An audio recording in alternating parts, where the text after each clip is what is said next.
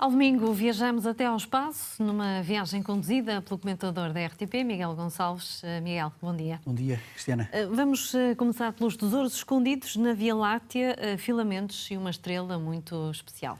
Sim, vamos começar então pela estrela muito especial, porque ela guarda no seu interior algo que é uma espécie de santo grau dos astrónomos, que é encontrar as cinzas, os restos das explosões das primeiras e gigantescas estrelas do universo. As primeiras que surgiram no universo alguns milhões de anos após o Big Bang. E coisas que sabemos sobre estas primeiras estrelas. Em primeiro lugar, o tamanho aqui importa mesmo. Nós não conhecemos o universo atual, o universo do nosso presente, estrelas que foram tão maciças, tão grandes, tão poderosas como aquelas que viveram, foram as primeiras estrelas maciças do universo. Porque nos primeiros tempos do universo havia só o combustível para fazer estrelas, hidrogênio e hélio. E, portanto, nós sabemos que, de acordo com os nossos modelos teóricos, podíamos ter estrelas até com 140, 260, 300 vezes a massa do nosso Sol. Titãs, que nós não conhecemos hoje em dia. E porquê é que é importante percebermos quem foram estas primeiras estrelas? Porque quando elas existiram, quando explodiram numa supernova e depois deram origem também, por exemplo, aos buracos negros mais colossais que conhecemos, antes disso elas contaminaram positivamente o universo com luz ultravioleta e também com a síntese química dos elementos mais pesados do universo. Mas algumas destas primeiras estrelas nós sabemos que atiraram então para as futuras maternidades das futuras estrelas muitos destes elementos químicos. Mas as primeiras estrelas, aquelas mesmo muito gigantes, sabíamos que havia ali uma assinatura química que era muito das próprias. Sabíamos que, por exemplo, que seriam estrelas que iriam contaminar estas nuvens que dão origem às futuras estrelas com pouco cálcio, pouco magnésio, pouco sílico. Portanto, havia ali uma assinatura química perfeita, de acordo com os nossos modelos teóricos. Eis então que um conjunto de astrónomos, há mais de 10 anos, que anda a tentar descobrir na composição química de algumas das estrelas mais antigas da nossa própria Via Láctea, precisamente a assinatura química dessas cinzas das primeiras estrelas. E isso levou-os, então, a uma estrela da nossa Via Láctea, com o nome Lamoste J 101051. Estes números são interessantes por dar origem também, serve para os astrónomos saberem as coordenadas de onde estão estas estrelas. Então, quando olharam para esta estrela em particular, perceberam que tem, de facto, aquela assinatura química das primeiras estrelas. Sabem também que essas primeiras estrelas... nós sabemos que no universo atual estas estrelas de grande massa explodem de origem a um buraco negro.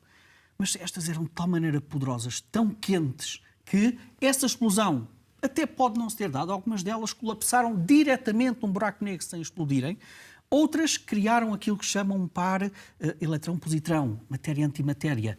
Que sabes, Cristiana, quando se juntam a explosão ainda é muito maior. E, portanto, tudo aponta para que os astrónomos tenham encontrado pela primeira vez, já tivemos algumas suspeitas, este parece ser o candidato mais forte às cinzas das estrelas de primeira geração, das estrelas mais maciças, que está então escondida, de facto, na química, no interior desta estrela. Vai ser precioso para os astrónomos.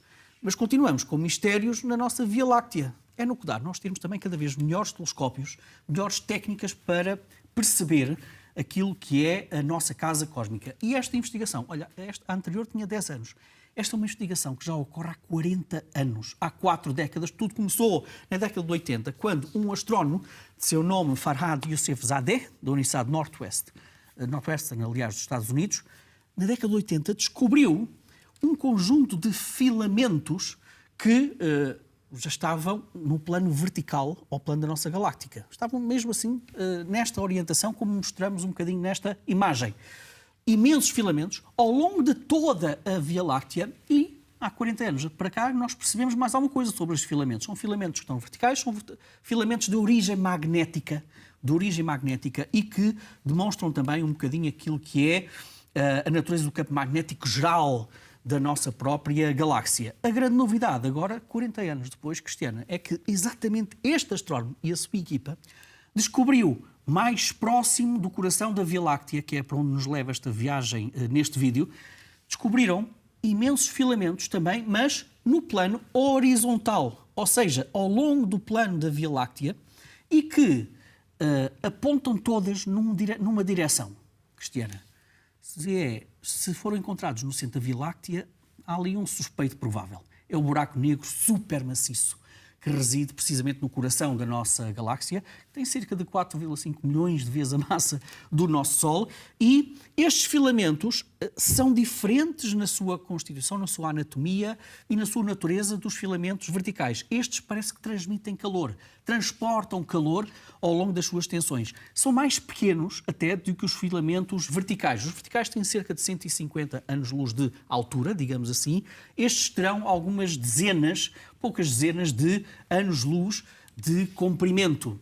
E porquê é que nós desconfiamos que tem a ver com o buraco negro? Porque eles estão dispostos mesmo à volta do próprio buraco negro.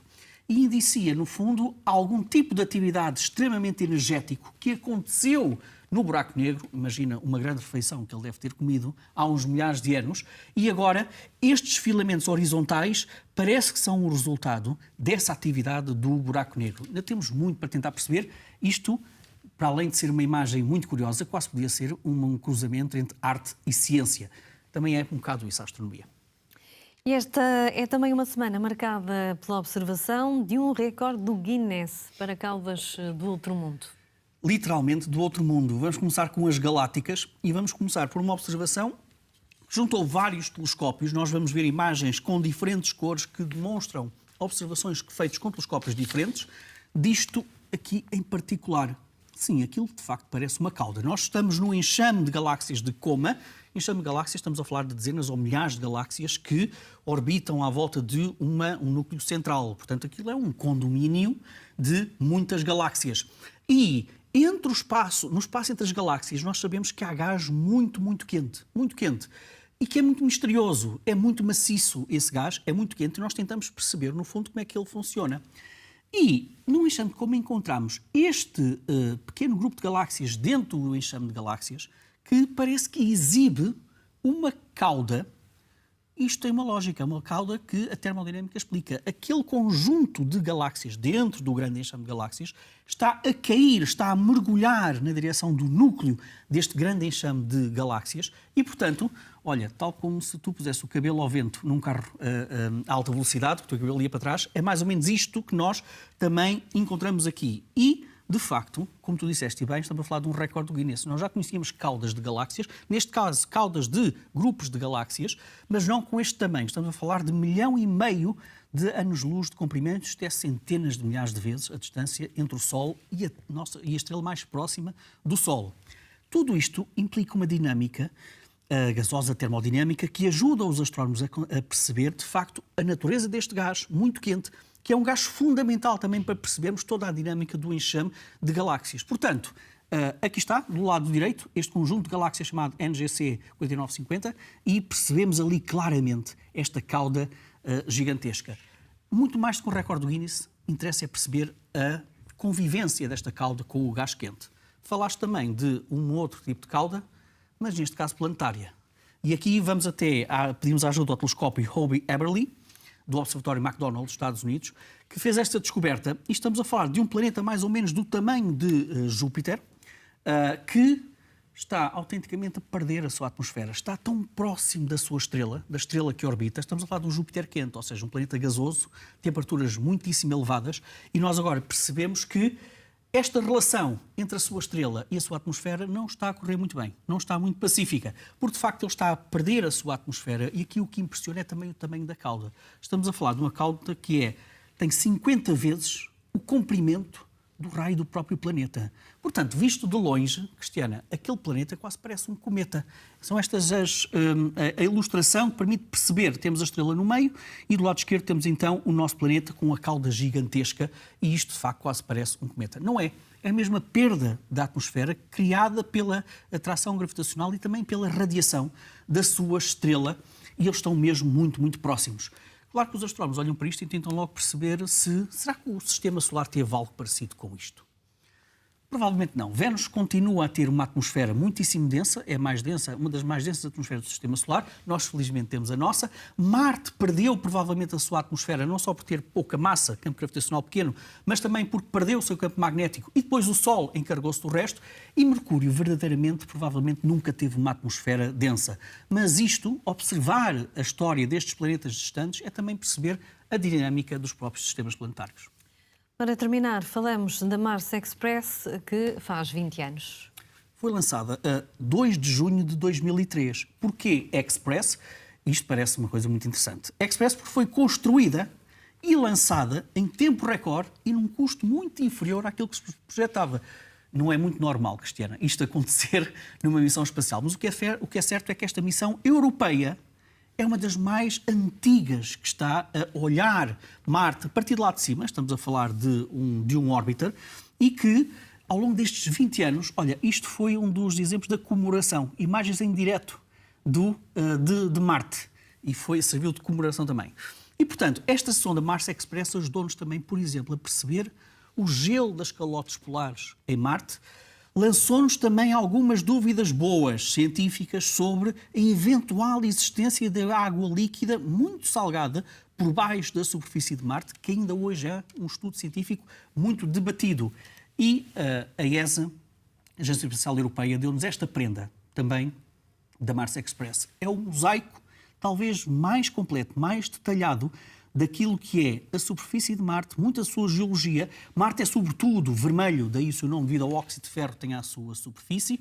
As outras cores que nós vemos aqui são cores que têm a ver com os filtros utilizados em fotografia e que servem para nos explicar a geoquímica diferente que tem o planeta. Não tem estas cores, ele é sobretudo vermelho, mas os astrónomos utilizam cores diferentes para tentar perceber as químicas diferentes. Onde é que estão as dunas? Onde é que estão as rochas vulcânicas? Marte continua sempre a deslumbrar-nos. Muito bem, Miguel.